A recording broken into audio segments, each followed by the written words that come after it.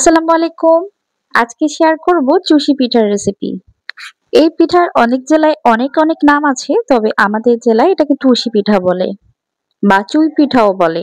চুষি পিঠা তৈরির জন্য আমি প্রথমে একটা প্যানের মধ্যে ১ কাপ পানি দিয়েছি আর 1/4 চা চামচ লবণ দিয়েছি আর একটু বলক উঠিয়ে নিয়েছি চুলার জালটা ধরিয়ে।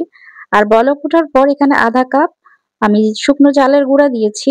এটা চুলার জালটা কমিয়ে কিছুক্ষণ ঢেকে রেখেছি।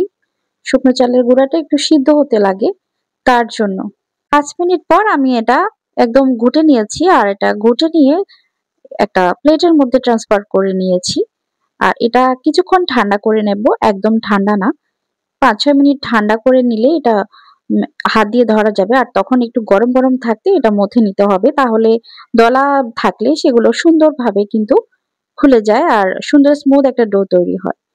কিছুক্ষণ একটু ভিজা কাপড় নিংড়ে আমি ঢেকে রেখেছিলাম। ৫ মিনিট পর আমি এখন একটু ডো নিয়েছি হাতে আর এটা চালের আটা দিয়ে একটু হাত দিয়ে মথে নিয়েছি। আর মথে নিয়ে এখন রশির মতো এরকম দড়ির মতো করে পাকিয়ে নিচ্ছি লম্বা করে। এরপর আমি চালের গুঁড়ার মধ্যে আরেকটু লাগিয়ে নিয়েছি। এরপর পিঁড়ির মধ্যে আমি চালের গুঁড়া দিয়ে দিয়েছি আর একটা রশি নিয়েছি। আর সেই রশিটা থেকে অল্প একটু ছিঁড়ে আমি হাতের তালুর সাহায্যে এভাবে করে একবার পেছনে আর একবার সামনে এভাবে গড়িয়ে নিলেই কিন্তু এরকম সুন্দর শেপ হয়ে যায়। আর কাজটা খুবই দ্রুতই হয়ে যায়। আপনারা যখন করবেন তখন বুঝতে পারবেন। যেহেতু আমি এখানে শুধু 1/2 কাপ চালের গুঁড়া দিয়ে আজকে চুষি পিঠা তৈরি করেছি, এক্ষেত্রে অনেক বেশি সময় কিন্তু লাগেনি। আমাদের পরিবারের সদস্য সংখ্যা ৩ জন। তো ৩ জন খেয়েও কিন্তু আরো রয়ে গেছে। আমরা পরবর্তী দিনও কিন্তু খেয়েছি। এখানে আমি ১ লিটার গরুর দুধ নিয়েছি লিকুইড। আপনারা চাইলে কাজটা পাউডার মিল্ক দিয়েও করতে পারবেন। দুধটাতে বলক উঠিয়ে নেব আর দুধে বলক এসে গেলে এখানে আমি 1/3 কাপ নারকেল কুঁড়া দিয়েছি। আর নারকেল কুঁড়া দিয়ে আরেকটু জাল করে নিয়েছি। পিঠাগুলো আমি দিয়ে দিচ্ছি দুধের মধ্যে। আর দিয়ে আমি কিন্তু একসাথে সবগুলো পিঠা দেব না। অল্প করে দিচ্ছি, হয়তোবা আপনারা খেয়াল করেছেন। এগুলো অল্প করে উপর থেকে এভাবে দিতে হবে। আর যাতে অতিরিক্ত যে চালের আটাগুলো আছে এগুলো যাতে না পড়ে।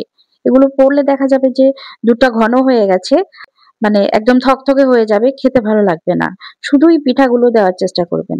কোনো চালের আটা বা গুঁড়ি যাতে এখানে না পড়ে। এতে করে একটু ঘন হয়ে যাবে। তখন খেতে ভালো লাগবে না। ফ্লেভারের জন্য আমি ৩ টা এলাচ দিয়েছি। চিনিও দিয়েছি 1/3 কাপ। আর 1/4 কাপ আমি খেজুরের গুড় দিচ্ছি। আর খেজুরের গুড় আপনারা চাইলে সম্পূর্ণটাই খেজুরের গুড় দিয়ে করতে পারেন অথবা চিনি দিয়ে করতে পারেন। আমি দোনোটা মিশিয়ে করেছি। খেজুরের গুড় দেওয়ার সময় চেষ্টা করবেন চুলার জালটা বন্ধ করে তারপর দিতে, অথবা খেজুরের গুড়টা আগে একটু জাল করে নিতে, শিরা করে তারপর দিতে।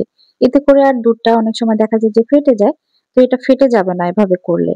তো আমি কিন্তু ১ চিমটি লবণও দিয়েছি, আপনারা হয়তোবা খেয়াল করেছেন। আর কিছুক্ষণের মধ্যেই কিন্তু এটা ঘন হয়ে যাবে আর পিঠাগুলো দেখতেই পাবেন একদম কালার চেঞ্জ করেছে, তখন কিন্তু এগুলো নামিয়ে নিতে হবে। আর এলাচ যেগুলো যে দিয়েছি এগুলো তুলে নিতে হবে, নয়তো দাঁতের তলায় পড়লে আবার খেতে ভালো লাগবে না। আজকের ভিডিওটি কেমন লেগেছে কমেন্ট করে জানাতে ভুলবেন না। আবার দেখা হয়ে যাবে।